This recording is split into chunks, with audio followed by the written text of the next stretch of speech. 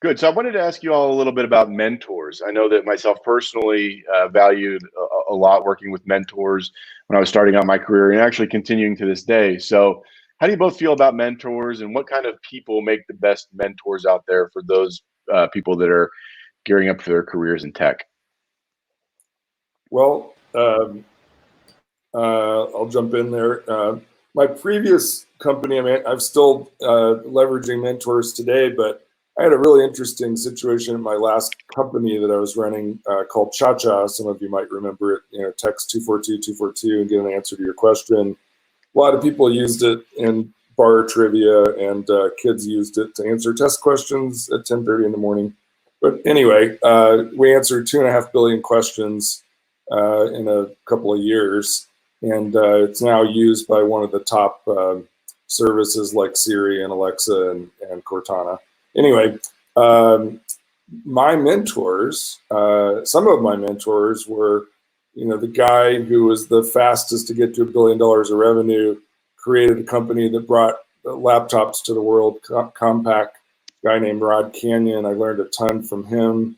Mort Meyerson, if you remember the PowerPoint that Ross Perot did in the presidential election, Mort was kind of behind that, running Ross's campaign, but he went on.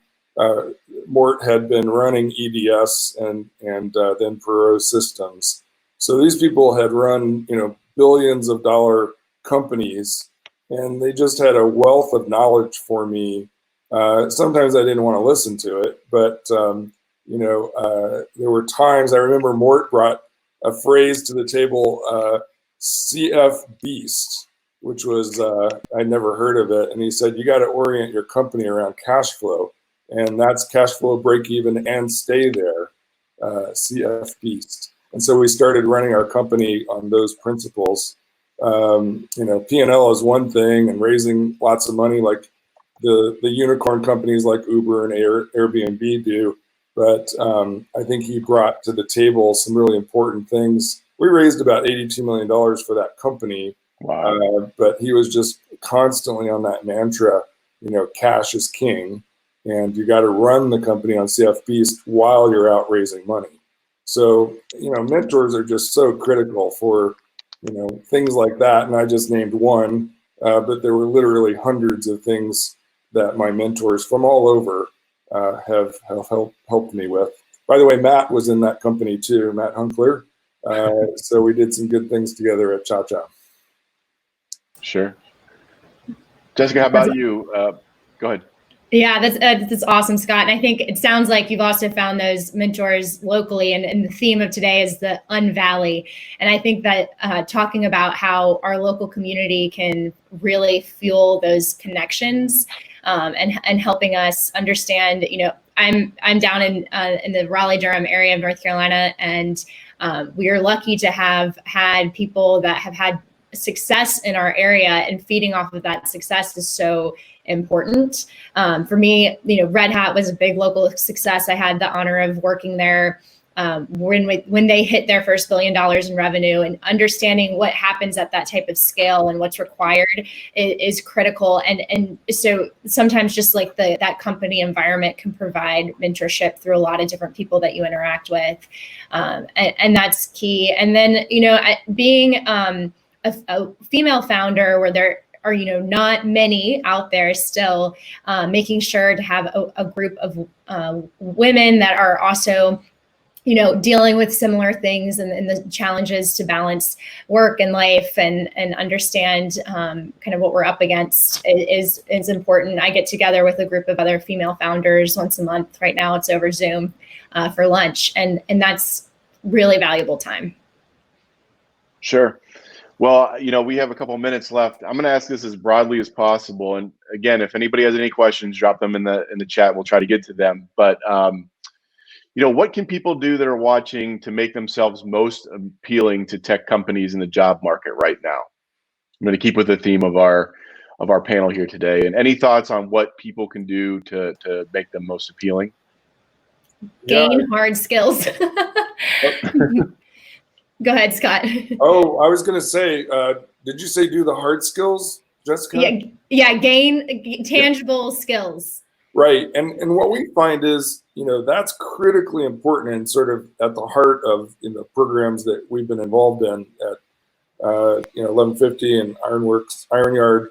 And, that's key. But we find that to place people, these soft skills that go along with the hard skills, it's like hard skills is the absolute requirement, but we're finding that another absolute requirement is what some people call soft skills. We call them essential skills, which is how do you get along with a team? How do you do agile project management? We teach things in 1150 like business etiquette, how to shake a hand, if you're invited to a dinner, what do you do? What do you wear? How do you show up to work, right? Because, and we actually hire professional recruiters into our career services. So it's not like a college campus where your career services is on the fringe of campus, never visited by any students. It's, part of what we do is, we work with our students during the entire 12 weeks, trying to get employers in the class. We do get employers into the classroom, doing mock interviews over and over, going through testing scenarios that the actual employers locally are using, so that sort of like preparing for an SAT, these students are ready for that. And we're showing them, how to do an interview, how to have a LinkedIn. I remember one of the LinkedIns, many of them didn't have a LinkedIn, but some of them, had a selfie in their car they were working on, which was not a good look for an employer. And, making sure their social media is cleaned up and just all those things that work, that are important during the recruiting and interview process. And then also once they get there, how do they interact and operate with the team, and how do they, do even more than the hard skills. And by the way, what I say at the graduation is, it's going to take, between, 0 days and 6 months to get a job. But if you're not using these skills every single day, what you just learned, it will fall out of your head onto the sidewalk. So you got to be doing those hard skills constantly, even if it means volunteering for a family member or friend or doing something on your own that stretches your skills every day. That's what you have to do, getting ready for that job so that you're ready for that interview. And then, go do interviews with people that maybe don't matter as much, just to practice that process, because it's so important.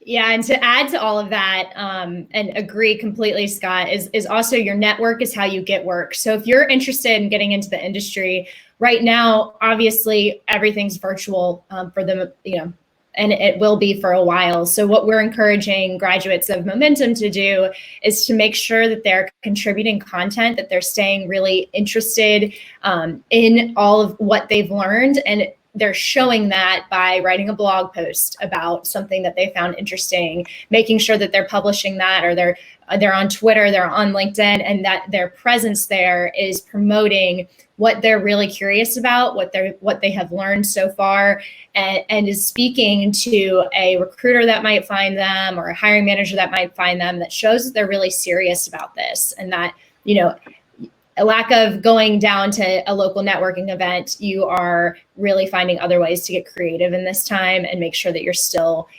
showing people where you are.